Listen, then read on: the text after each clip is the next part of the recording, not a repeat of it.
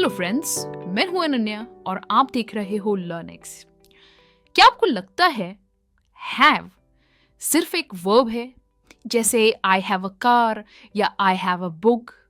अगर आप ये सोचते हो तो आप गलत हो। एक्चुअली हैव का यूज हम काफी स्मार्ट फ्रेजेस में भी कर सकते हैं, जो आपकी इंग्लिश को एक नेचुरल और फ्लुएंट टच देते हैं। आज के इस लेसन में मैं आपको सिखाऊंगी 7 अमेजिंग फ्रेजेस विथ हैव, जो आप अपनी डेली कॉन्वर्सेशन में आसानी से यूज कर सकते हो। तो चलिए शुरू करते हैं। सबसे पहले समझते हैं हैव योर वे का मतलब।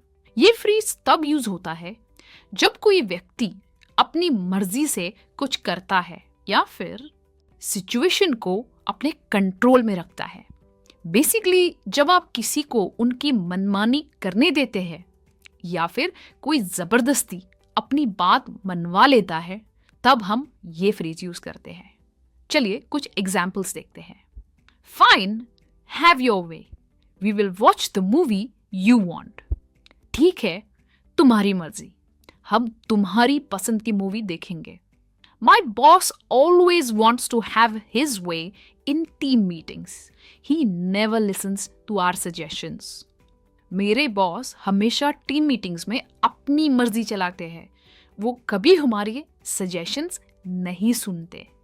I let him have his way this time, but next time I won't give in so easily.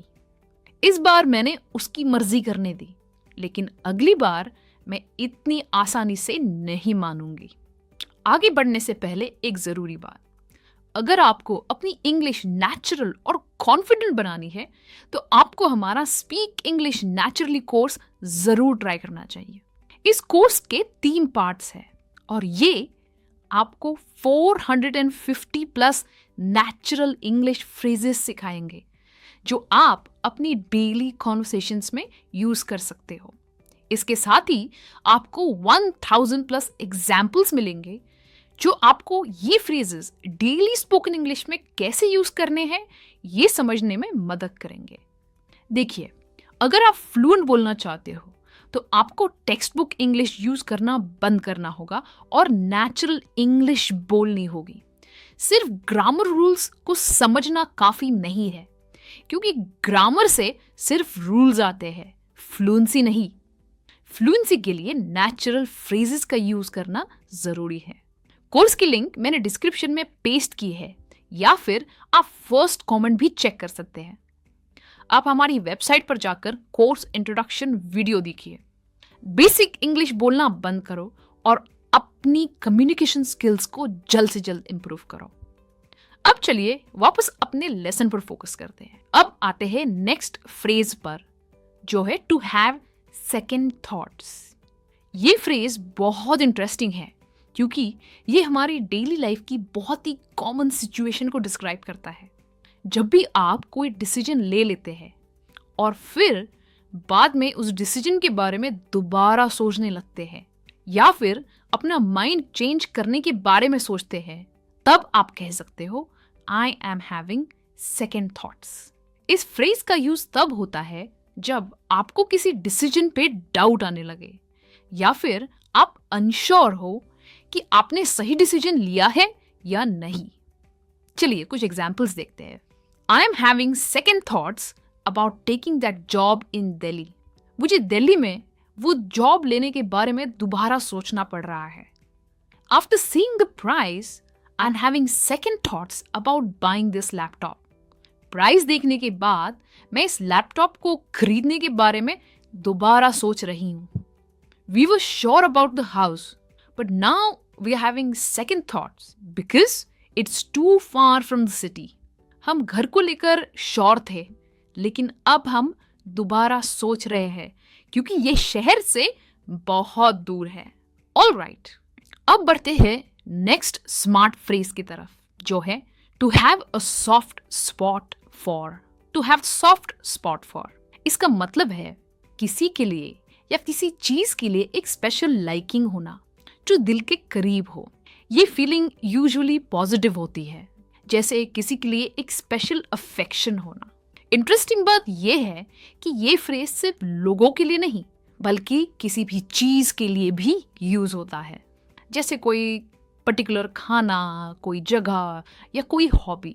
ये इमोशन यूजुअली लॉन्ग टर्म होती है, मतलब ये टेम्पररी फीलिंग नहीं है। चलिए कुछ एग्जाम्पल्स देखते हैं। I have a soft spot for romantic movies. मुझे रोमांटिक मूवीज बहुत पसंद है।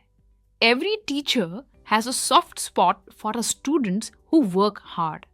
हर टीचर को मेहनत करने वाले स्टूडेंट्स से विशेष लगाव होता है। सही बात है ना? I have a soft spot for old Bollywood songs. They remind me of my childhood. मुझे पुराने बॉलीवुड गानों से बहुत लगाव है।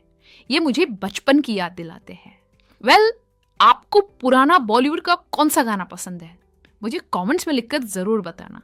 और हम बढ़ते हैं हमारे अगले फ्रेज की तरफ, जो है have a change of heart. ये फ्रेज तब यूज होता है जब अपनी फीलिंग्स, ओपिनियन या डिसीजन कंप्लीटली बदलते हो।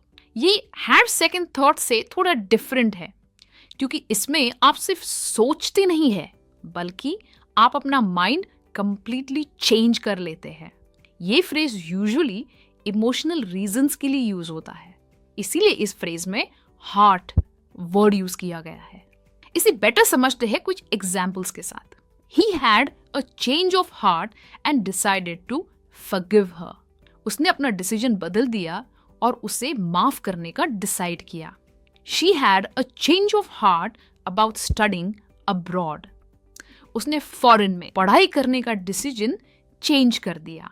I had a change of heart about leaving my job after my boss offered me a promotion.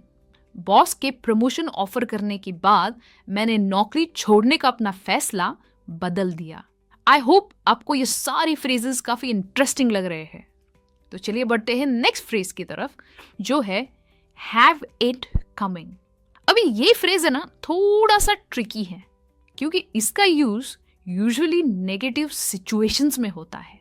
जब कोई बुरी चीज किसी के साथ होती है और आपको लगता है कि वो डिजर्व करता है, तब आप ये फ्रेज यूज करते हैं। इस फ्रेज का मतलब है कि किसी के साथ जो बुरा हुआ वो एक्सपेक्टेड था, यानी वो होना ही था, क्योंकि उन्होंने पहले कुछ गलत किया था। चलिए कुछ एग्जाम्पल्स देखते हैं। He cheated in the exam and got caught. He had it coming. उसने एग्जाम में चीटिंग की और पकड़ा गया। उसके साथ ऐसा ही होना था। She was always rude to her colleagues and now no one wants to work with her. She had it coming. वो हमेशा अपने कॉलीग्स के साथ रूडली बिहेव करती थी और अब उसके साथ कोई काम नहीं करना चाहता। उसके साथ यही होना था। He never serviced his car and now it's broken down. He had it coming. उसने कभी अपनी कार की सर्विसिंग नहीं करवाई और अब वो खराब हो गई है। ऐसा होना ही था। चलिए बढ़ते हैं हमारे अगले फ्रेज पर, जो है have a go. Have a go. इस फ्रेज का मतलब सिंपल है, कोशिश करना। Have a go का मतलब है किसी चीज को अटेम्प्ट करना या ट्राई करना, पर्टिकुलरली जब आप पहली बार कुछ ट्राई कर रहे हो या फिर कॉन्फिडेंट न हो कि आप सक्सीड होंगे या नहीं। इस फ्रेज की खास बात यह है कि इसमें एक पॉजिटिव एटीट्यूड रिफ्लेक्ट होता है। ये फ्रेज हौसला बढ़ाने के लिए भी यूज होता है। कैसे? चलिए देखते हैं। She was nervous about public speaking, but I told her, have a go. वो पब्लिक स्पीकिंग को लेकर नर्वस थी, पर मैंने उससे कहा कोशिश करके देखो। I have never played guitar before, but I will have a go at learning it. मैंने पहले कभी गिटार नहीं बजाया है, लेकिन मैं इसे सीखने की कोशिश करूंगी। Why don't you have a go at this puzzle? तुम इस पजल को सॉल्व करने की कोशिश क्यों नहीं करते? All right. अगला फ्रेज भी काफी इंटरेस्टिंग है, have the last laugh. और ये मेरा फेवरेट फ्रेज है। ये फ्रेज पर्टिकुलरली तब यूज होता है जब कोई सिचुएशन में इनिशियली हार या फेलियर लग रहा हो, लेकिन एंड में आप सक्सेसफुल हो जाते हैं, या फिर जब लोग आपको अंडर एस्टिमेट करते हैं लेकिन अल्टीमेटली आप प्रूव कर देते हो कि वो गलत थे, तब आप कहोगे हैव द लास्ट लाफ। कुछ एग्जाम्पल्स देखते हैं। Everyone laughed at his business idea, but when it became successful, he had the last laugh. सब उसके बिजनेस आइडिया पे हंसे थे, लेकिन जब वो सक्सेसफुल हो गया तब अल्टीमेट विक्ट्री उसकी हुई। People made fun of her accent in English class, but she had the last laugh when she got the highest score. लोग इंग्लिश क्लास में उसके एक्सेंट का मजाक उड़ाते थे, लेकिन जब उसने हाईएस्ट स्कोर किया तब अल्टीमेट जीत उसकी हुई। Critics said the movie would fail, but with record breaking collections the director had the last laugh.